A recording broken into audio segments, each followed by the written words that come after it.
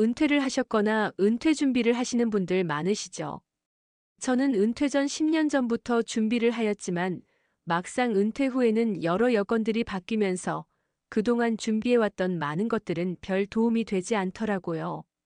참 서러운 이야기지만 취업 전선에서는 은퇴한 나이가 많은 남자는 받아주지 않는 현실을 많은 분들이 느꼈을 것입니다. 넉넉한 살림은 되지 못하고 조금 받는 연금에다가 작은 일이라도 누가 시켜준다면 재미나게 살 수도 있을 것 같은데 맘대로 되지 않는 게 인생입니다. 살면서 한두 번은 해외로 나가 스트레스 안 받고 편안하게 살 수 있는 나라에서 살고 싶은 생각 모두들 하셨을 겁니다. 이제 그 생각을 다시 한번 상기시켜서 해외로 눈을 한번 돌려봐요. 대충 국민연금 월 50만 원에다 은퇴자금 조금을 가지고 해외에 나가서 편안하게 살 수 있는 나라가 있을까요? 물가가 저렴하고 생활비 부담이 적은 나라에서는 그 돈으로도 남은 평생을 비교적 윤택하게 지낼 수 있습니다. 물론 해외 은퇴 이민이라도 해서 마냥 낭만적이기만 한 것은 아닙니다. 새로운 나라에서의 생활은 언어 문제부터 문화 차이, 의료 서비스까지 여러 가지 현실적인 상황에 직면하게 됩니다. 하지만 잘만 준비하면 한국에서보다 훨씬 적은 비용으로 안정적인 노후를 보낼 수 있는 곳들이 분명히 존재합니다. 과연 1억 원이 안 되는 돈으로 평생 살 수 있는 나라, 도시는 어디일까요? 이 영상 끝까지 봐주시기 바랍니다. 유용한 정보에 절대 실망하지 않을 겁니다. 오늘 영상에서는 1억 원이 안 되는 은퇴 자금으로도 평생 생활이 가능할 정도로 생활비가 저렴하고 은퇴 이민자들에게 인기가 높은 나라에 대해 이야기하고자 합니다. 그 도시의 실제 생활비 수준은 어느 정도인지, 의료 서비스와 치안은 안전한지, 비자 정책은 무엇을 요구하는지, 그리고 현지의 한국인 커뮤니티가 잘 형성되어 있는지 등등. 은퇴 생활의 필수 요소들을 종합적으로 분석해 보겠습니다. 월 100만 원. 지금의 한국에서 이 돈으로 살아간다는 것은 거의 불가능에 가깝다.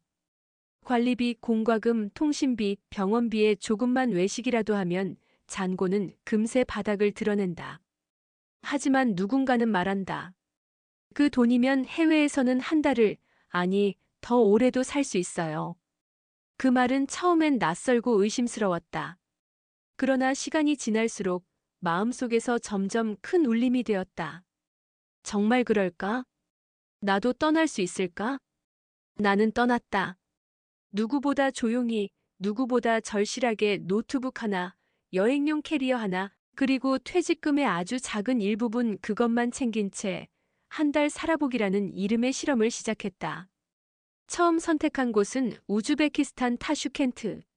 아는 사람도 아는 말도 없지만 그곳은 나처럼 떠나온 사람들을 맞아주는 따뜻한 도시였다. 공항을 빠져나와 나를 태운 얀덱스 택시는 느릿하게 시내를 향해 달렸다. 왼쪽으로는 황금빛 돔이 반짝이고 오른쪽으로는 오래된 소련풍 건물들이 그림처럼 이어졌다. 이곳이 앞으로 내가 살아갈 도시일까? 그 불안보다는 호기심이 앞섰다. 처음 이곳에 도착했을 때 나는 큰 욕심이 없었다. 그저 한 달, 딱 한 달만 한국을 떠나 어디선가 조용히 살아보자는 생각뿐이었다. 타슈켄트에 도착한 그날 아침, 나는 짐도 풀기 전에 시장으로 향했다. 새벽빛이 퍼지는 도시의 공기는 상쾌했고 골목마다 갓 구운 빵 냄새가 따라붙었다. 구글맵은 초르수 바자르를 가리켰고 나는 낯선 도시에서 처음으로 발걸음을 재촉했다. 그리고 그곳에서 나는 이 도시의 첫 번째 인상을 빚어냈다. 초르수 바자르는 말 그대로 삶의 풍경이었다. 둥근 푸른 지붕 아래로 빽빽하게 들어선 상점들, 좌판마다 쌓인 과일과 채소, 고기와 치즈, 빵과 향신료. 색채와 향기가 살아있는 공간이었다. 토마토 한 봉지 1,000숨, 환율로 따지면 1,200원쯤. 오이 한 개 300원, 당근 다발 700원. 노랗게 잘 익은 바나나는 1kg 2,500원, 파삭한 사과는 2,000원. 닭고기는 1kg에 7,000원, 소고기는 조금 비싸도 9,000원 정도. 우유는 리터당 1,200원, 달걀 한 판이 3,000원. 버터, 마늘, 생강, 심지어 말린 살구까지도 손에 닿을 만한 가격이었다.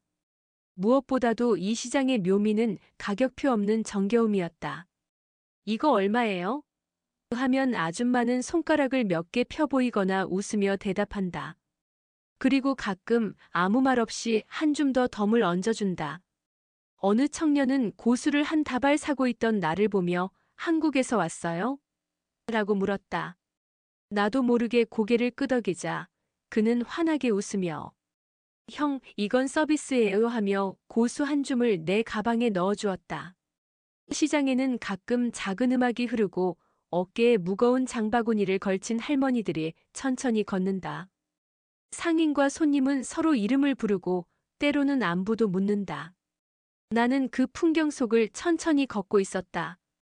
혼자였지만 혼자가 아니었다. 마치 오래전부터 이곳에서 살았던 사람처럼 나는 그 안에 자연스럽게 섞여들고 있었다. 그날 나는 큰 장을 봤다. 빵, 치즈, 닭고기, 바나나, 토마토, 향신료 조금. 계산은 모두 합쳐도 2만 원이 채 되지 않았다. 집으로 돌아오는 길, 비닐봉지를 양손에 들고 걷던 나는 이상하게도 웃고 있었다.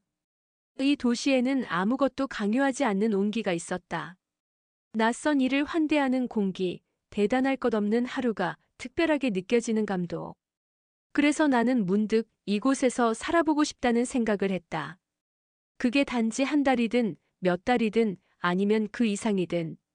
내가 원하던 느린 시간이 여기에 있었다. 타슈켄트에서 처음 머문 집은 시내에서 버스로 15분 정도 떨어진 조용한 주택가였다. 우즈벡식 타일로 장식된 외벽과 낮은 철문이 인상적인 아파트. 월세는 40만 원. 부동산 중개인을 통하면 30만 원대로도 가능했지만 처음엔 에어비앤비를 통해 안전하게 예약했다. 1층 스튜디오에는 침대, 소파, 전자레인지, 냉장고, 세탁기, 전기레인지가 갖춰져 있었다. 무엇보다 햇살이 깊게 들어오는 창과 담백한 흰 커튼이 마음에 들었다. 집 근처엔 작은 빵집이 있었고 걸어서 3분 거리에 식료품점과 시장이 있었다. 생활에 필요한 건 거의 걸어서 해결할 수 있었다. 월세 40만 원, 식비 시장과 간단한 자취로 약 20만 원, 외식을 조금 추가해도 25만 원 내외, 교통비 하루 평균 1천 원 이하, 한 달 2만 원 수준 그리고 통신비는 현지 유심은 8천 원에 30기가바이트.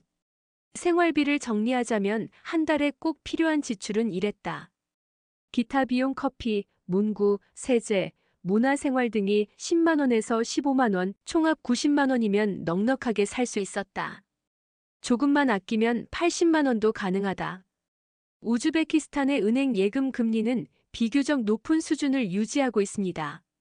2025년 2월 기준으로 평균 예금 금리는 17.00%입니다. 이러한 높은 이자율은 우즈베키스탄의 경제 상황과 통화 정책에 기인한 것으로 보입니다. 그러나 이러한 금리는 은행과 예금 상품의 종류, 예치, 기간 등에 따라 달라질 수 있으므로 정확한 정보를 위해 현지 은행에 직접 문의하시거나 최신 금융 정보를 확인하시는 것이 좋습니다. 안전을 생각하지 않고 7천만 원을 예치하면 이자가 월 약 99만 원이 나옵니다. 은퇴 자금 7천만 원으로 한 달 살기 가능합니다. 하지만 후진국에서의 은행은 조심을 해야 합니다.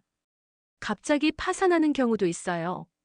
재무적으로 안전한 은행을 찾아서 무리하지 않는 범위에서 예치하고 도움을 받는 것도 괜찮겠지요. 그리고 하나 더 좋은 팁을 드리자면 한국어 강사일입니다. 대학이나 교육기관에서의 한국어 강사는 한 달 약 100만 원 정도의 수입이 있고 사설학원에서는 70만 원 정도의 수입이 있습니다. 모든 분들이 가능한 것은 아니지만 강의하는 것을 좋아하고 능력이 있다면 쉽게 가능한 일자리입니다. 대학에서는 한국의 초중고교 교사 자격증이나 한국어 교사 자격증을 필요로 하지만 일반 학원 강사 또는 그룹 과외 등은 자격증 없어도 가능합니다. 타슈켄트에 처음 정착했을 때 가장 걱정했던 것 중 하나는 바로 의료 서비스였습니다. 나이가 들수록 병원 갈 일이 많아지는데 언어도 문화도 다른 나라에서 과연 제대로 치료를 받을 수 있을까 하는 불안감이 컸죠. 한국에선 감기만 걸려도 동네 병원에 가는 게 자연스럽잖아요. 근데 여기선 처음엔 어디로 가야 할지 몰랐어요. 현지 병원 시스템이 어떻게 돌아가는지도 잘 모르겠고요. 그가 처음 방문한 곳은 한인 커뮤니티를 통해 소개받은 타슈켄트 시내의 민간 클리닉이었습니다. 간판은 러시아어였지만 접수 직원은 간단한 영어가 가능했고 의사 중 일부는 한국인 환자를 자주 접하는 터라 약간의 한국어 인사도 할 줄 알았다. 타슈켄트의 의료 시스템은 크게 국립병원과 민간병원으로 나뉜다. 국립은 비용이 거의 없거나 매우 저렴하지만 시설과 서비스는 제한적이다. 외국인이나 중산층 이상은 대부분 민간병원을 이용합니다. 민간병원은 시설이 깔끔하고 예약제인 경우가 많아 대기 시간이 짧다. 전체적인 비용 수준은 한국의 절반 이하이다. 자주 가는 병원은 시내 중심부에 위치한 국제의료센터다. 영어 사용이 가능하고 의사들이 외국인을 많이 상대해서 상담이 매끄럽다.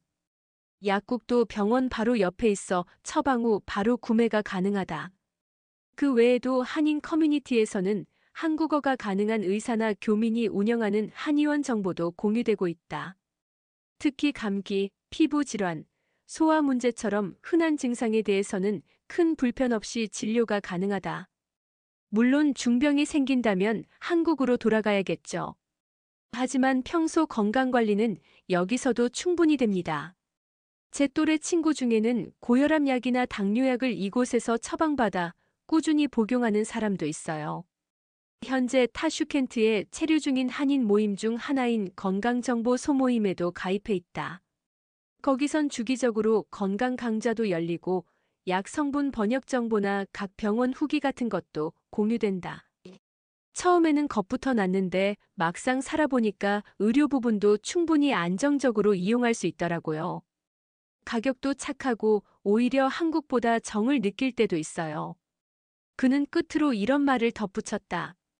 타슈켄트에서의 삶은 단순히 싸게 사는 삶이 아니라 인간적인 삶이에요. 병원에 가서도 존중받는 느낌, 의사 눈을 보고 진심을 느낄 수 있는 경험. 그런 게 여기선 더 선명하게 다가옵니다. 다음은 타슈켄트의 교통은 어떠한지 알아볼까요? 교통은 저렴하고 편리합니다. 지하철 요금은 회당 1,400숨, 우리 돈으로 약 600원. 모든 역은 독특한 디자인으로 마치 미술관을 걷는 듯 했고요.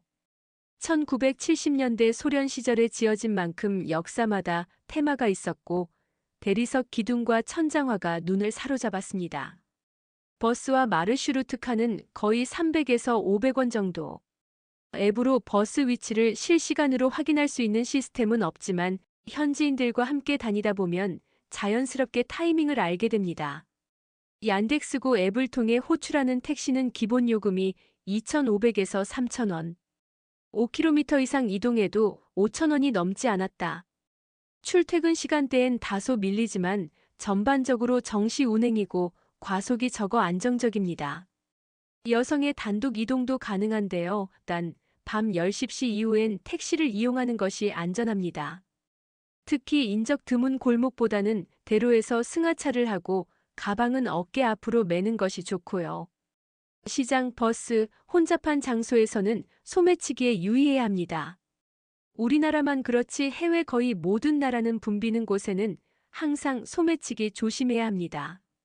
치안은 전반적으로 안정적인 편이고요. 타슈켄트는 중앙아시아 국가들 중에서도 안전하다고 평가받아요. 경찰이 자주 순찰을 돌고 있고 관광지와 거주 지역에도 CCTV가 설치되어 있습니다. 하지만 외국인이라는 이유로 필요 이상으로 관심을 받는 일이 있을 수 있는데요. 그런 경우엔 정중하게 대처하거나 주변 사람들에게 도움을 요청하면 대체로 도와줍니다.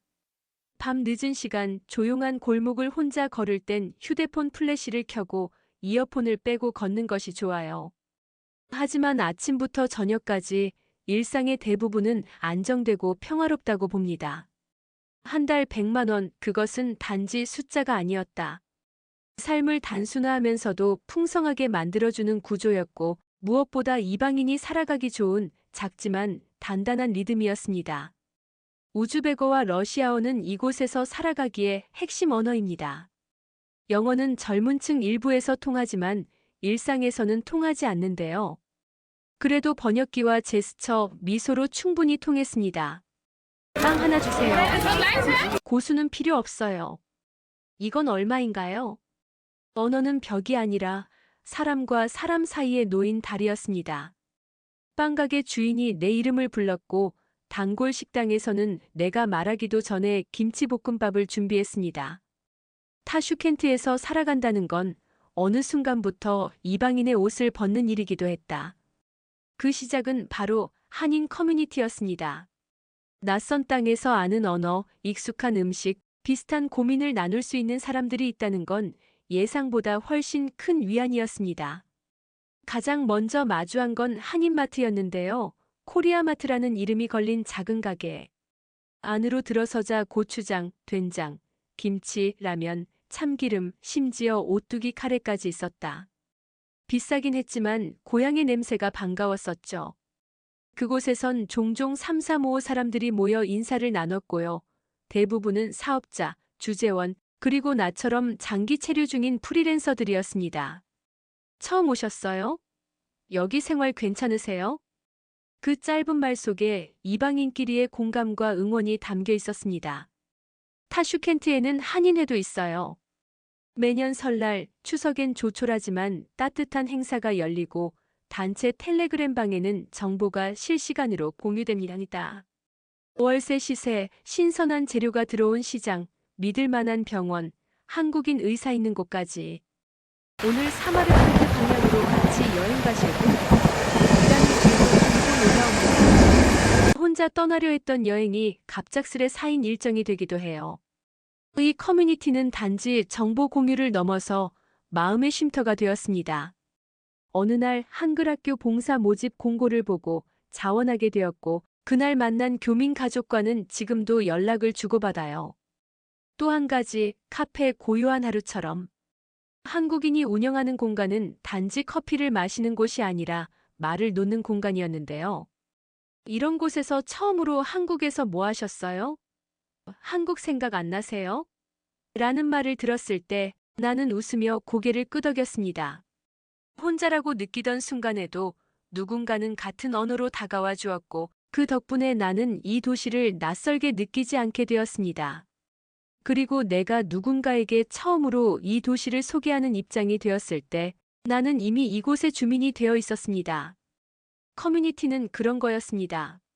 아무것도 아닌 정보 하나, 여기 곰탕 괜찮아요라는 말 한마디, 혹은 비자 연장할 땐 여기로 가세요라는 경험담 하나가 어느 날 낯선 누군가에게는 살아볼 용기가 되기도 합니다.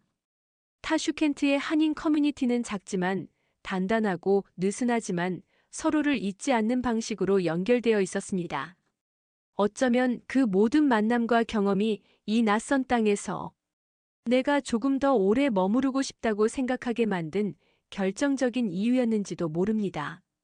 타슈켄트의 아침은 언제나 조용하고 바람은 느리게 불고 사람들은 급하지 않다.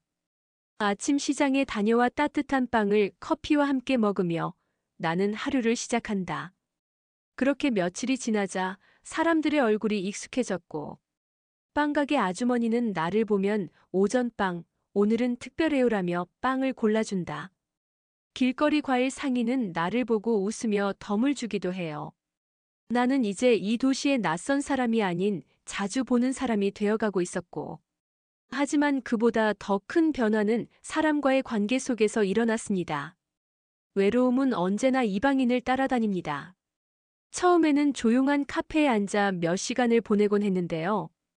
그러다 텔레그램에서 우즈벡에 사는 외국인 모임을 발견했고 그 모임에서 현지 청년 같은 여행자 그리고 한국어를 배우고 싶어하는 사람들을 만났습니다. 그중 몇몇은 선생님, 한국어 좀 가르쳐 주실 수 있나요? 라고 말했습니다. 그렇게 시작된 것이 바로 내가 다니기 시작한 사설 어학원 한국어 수업이었습니다. 처음엔 긴장됐었죠. 하지만 수업을 시작하자마자 학생들의 눈빛은 나를 감싸줬고요. 그들은 한국을 사랑했습니다. 드라마를 외우고 BTS와 블랙핑크의 가사를 따라 부르고 한국에 대해 알고 싶어 했고요. 어떤 학생은 서울에 유학 가는 게 꿈이라고 했고, 어떤 이는 한국 친구를 사귀고 싶다고 말했습니다. 수업은 작고 따뜻한 교실에서 이루어졌는데요. 하루 2시간, 주 3회인데 K-pop 가사로 회화를 배우고 드라마 클립을 보며 표현을 익혔습니다. 사랑해요, 고마워요, 괜찮아요. 그 단어들을 따라 읽는 그들의 목소리는 진심이었습니다. 수업이 끝난 뒤엔 꼭 함께 차를 마셨고, 카페에서 웃으며 나눈 이야기 속에서 나는 선생님이라는 이름 외에 한 사람으로 인정받는 느낌을 받았습니다. 수업료는 회당 5달러에서 10달러이고 한 달 수입은 50만 원 정도였지만 생활비가 적게 들기에 충분했습니다. 무엇보다도 그 수업이 내 삶에 의미를 줬습니다. 외국 땅에서 나를 필요로 하는 사람들이 있다는 건 단순한 일 이상의 가치였습니다. 그렇게 나의 하루는 정해졌다. 아침엔 시장에 들러 장을 보고 오후엔 수업을 하고 저녁엔 학생들과 차를 마시거나 조용한 카페에서 글을 썼다. 이 루틴이 반복되면서 나는 타슈켄트에서의 삶을 점점 살아내고 있었다. 어느 날은 수업이 끝난 뒤 한 학생이 작은 편지를 줬다. 선생님, 제 한국어가 많이 늘었어요. 감사합니다. 그 말 한 줄이 그 어떤 급여보다 더 따뜻했다. 타슈켄트는 그렇게 나에게 일상과 의미를 함께 안겨주었다. 여기서 나는 외로움을 잊었고 관계를 맺었고 그리고 나 자신이 누구인지 새롭게 정의할 수 있었다. 낯선 도시가 집이 되어가는 순간, 바로 그런 순간들이 이곳에서의 진짜 보물이었다. 이곳의 비자 정책은 어떨까? 한국인은 60일 무비자 입국이 가능하다.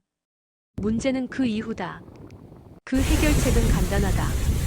국경을 넘어 나갔다 오는 것. 그리고 다시 60일이 주어진다. 여권의 새 도장을 받는 건 언제나 긴장되지만 이번엔 달랐다. 비자 리셋을 겸한 여행. 그것은 단순한 행정이 아니라 나만의 작은 탈출이었다. 가장 먼저 떠난 곳은 키르기스스탄 비슈케크. 타슈켄트에서 국경까지는 차량으로 68시간. 시외버스를 타거나 마르슈루트카를 이용해 국경까지 간 후 도보로 국경을 통과하고 다시 택시를 타고 비슈케크 시내로 진입한다. 전체 비용은 약 57만 원 선이다. 다소 피곤하지만 풍경이 지루하지 않다. 비슈케크는 조용하고 깨끗한 도시다. 눈 덮인 텐산 산맥이 도심을 감싸 안고 중심가는 잘 정비되어 있다. 여름이면 이시쿨 호수가 진가를 발휘한다. 호수라기보다 바다에 가까운 너비. 물빛은 짙은 남색에서 하늘색까지 층층이 변하고 저 멀리 하얀 산봉우리가 마치 구름처럼 떠 있다. 호숫가 숙소는 1박 1만 원대. 식사는 현지 전통 음식 라그만, 만티, 보르쉬 등을 즐기면 5천 원에서 7천 원이면 배불리 먹는다. 맑고 서늘한 공기 속에서 조용히 책을 읽거나 천천히 호숫가를 걷는 시간. 그것만으로도 충분히 충전된다. 두 번째로 향한 곳은 카자흐스탄 알마티인데 비슈케크에서 알마티까지는 버스로 약 5시간 걸리고 도로 사정이 괜찮아 이동이 수월하다. 알마티는 카페와 서점, 미술관이 어우러진 도시다.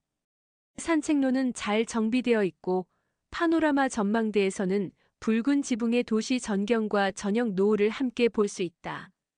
무엇보다 자일리산 트레킹이 인상 깊었는데 등산로는 초보자도 부담 없고 중턱까지만 올라가도 알마티 시내가 한눈에 내려다 보인다.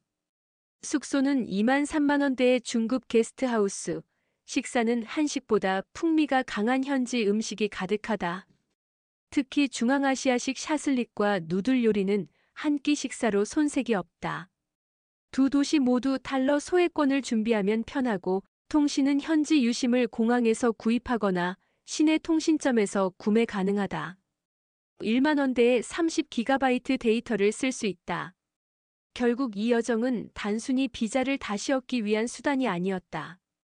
타슈켄트에서 살면서 생긴 익숙함을 잠시 내려놓고 새로운 공기와 얼굴, 빛을 마주하는 일. 그건 마치 계절이 바뀌는 틈을 이용해 한 겹 더 자라는 느낌이었다. 비자 리셋이라는 이름 아래 나는 다시 나를 리셋할 수 있었다. 오늘은 여기까지입니다. 저는 더 좋은 영상으로 다시 찾아뵙겠습니다. 건강하고 행복하세요.